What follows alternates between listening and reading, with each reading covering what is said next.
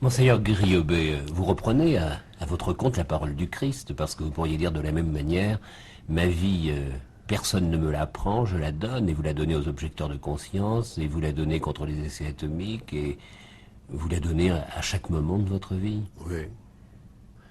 Oui, on pourra peut-être me reprocher de trop la donner. Et de la donner peut-être, pour certains, à des causes qui sont critiquables. Mais c'est un peu le même mouvement.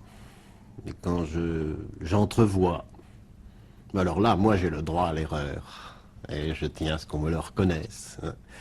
J'ai le droit à des hésitations, parce que je n'ai pas la vérité.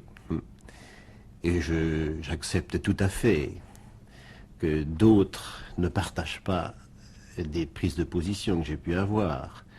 Mais ce que je souhaite, c'est que on ne mette pas en doute la sincérité, mais pas simplement la sincérité de quelqu'un qui, par sensibilité, communie à n'importe quelle cause, mais cette sincérité de quelqu'un qui cherche à vivre très lointain, en très lointain, mais du mouvement même qu'a été celui qui guidait Jésus-Christ. Mais un évêque doit-il, comme vous, entrer dans le jeu de la politique? Car, au final, vous faites de la politique. Non, ça, non. D'abord, qu'est-ce que ça veut dire, faire de la politique? C'est respirer. On a dit, mais je crois que c'est vrai, et ça s'impose de plus en plus, que la politique, c'est une dimension essentielle de la vie d'un homme, et donc de la vie d'un chrétien. À partir du moment où on est attentif, comme tout homme doit l'être, à ce qu'on appellera le bien commun, on fait de la politique. Mais dire que je fais une opération de politique, là je le dénie à qui que ce soit. Pour moi, ce n'est pas faire de la politique que de prendre le parti de l'homme, que d'essayer de rejoindre le projet fondamental de Dieu sur l'homme.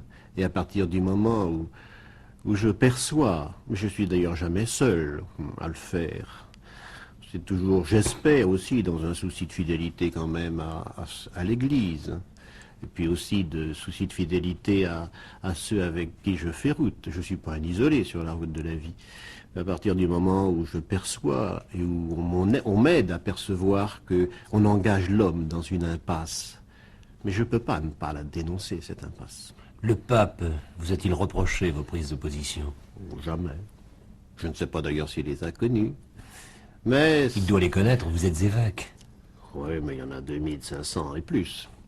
Mais en tout cas, ce dont je suis sûr, c'est que quand j'ai rencontré le pape, j'ai essayé d'être très clair avec lui et de lui dire même dans un petit mémoire que je lui ai laissé quel était mon problème d'évêque, quelles étaient mes interrogations profondes, quelle était ma souffrance, de voir que nous avons tant de mal à rejoindre les interrogations fondamentales des hommes d'aujourd'hui, ce qui fait la vie des hommes d'aujourd'hui, et de trouver le langage pour leur parler.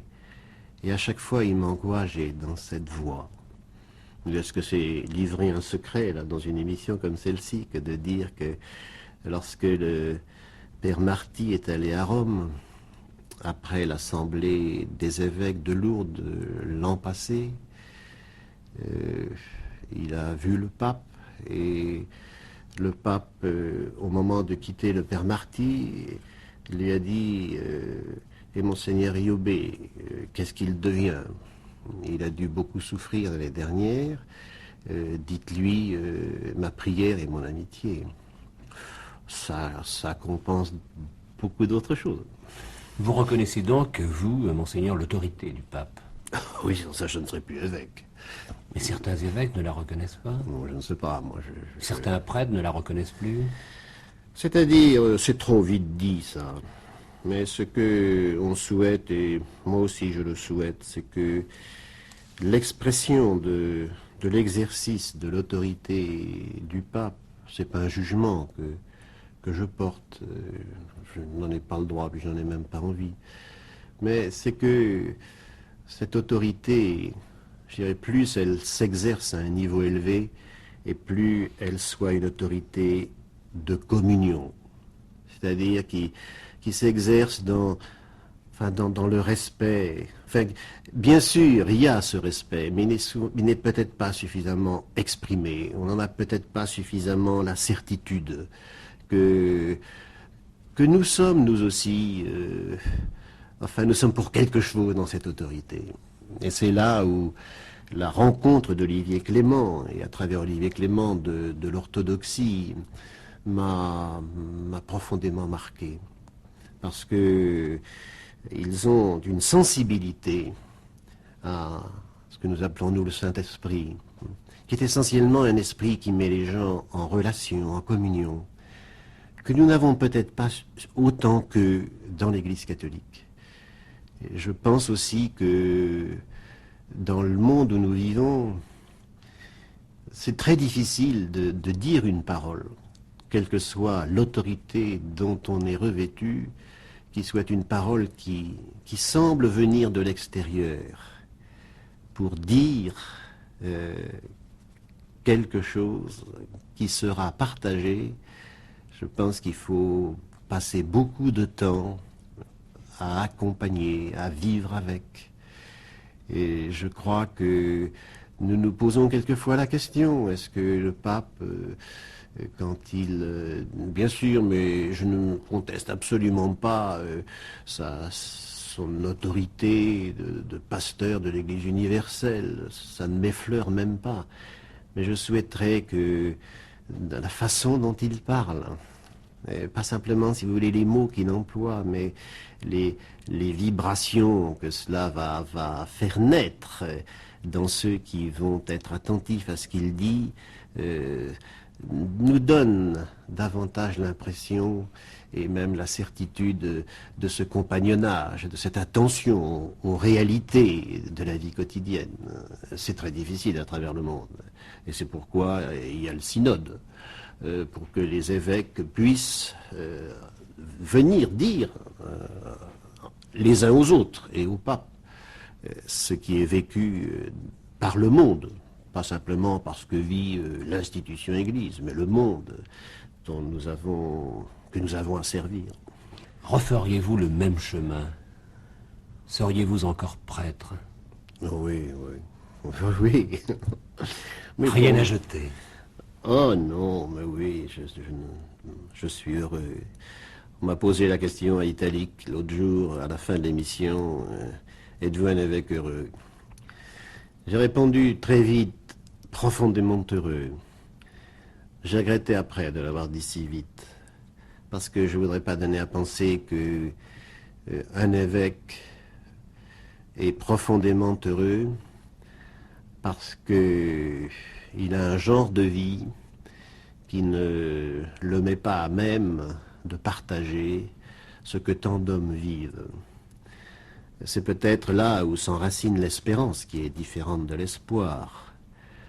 Mais continuellement, dans ma conscience, dans ma vie d'évêque, à longueur de journée, et je pourrais dire en filigrane comment j'ai vécu Noël toute la journée, mais continuellement affleurent, m'atteignent les interrogations, les souffrances, et pas simplement, si vous voulez, à travers une page de journal, à travers des gens qui m'écrivent, qui viennent me voir. Alors, portant cela, je dirais même, parfois, c'est trop dur. Alors, comment pouvoir dire, dans cet effort de... C'est même pas un effort, je rejoins encore là ma sensibilité qui me met plus à même de communier à ce que vivent les autres, à ce que souffrent ceux avec qui j'essaie de faire route. Mais en même temps, je suis profondément heureux, parce que je pense que le bonheur fondamental d'un homme, c'est de réaliser le projet qu'il a eu. J'ai pensé à 13 ans à être prêtre. Je n'ai jamais eu, c'est un fait, le moindre doute sur ma vocation. J'ai toujours été gâté, je dois dire, dans la diversité des ministères que j'ai, ou des fonctions qui m'ont été données. J'ai été gâté par Dieu.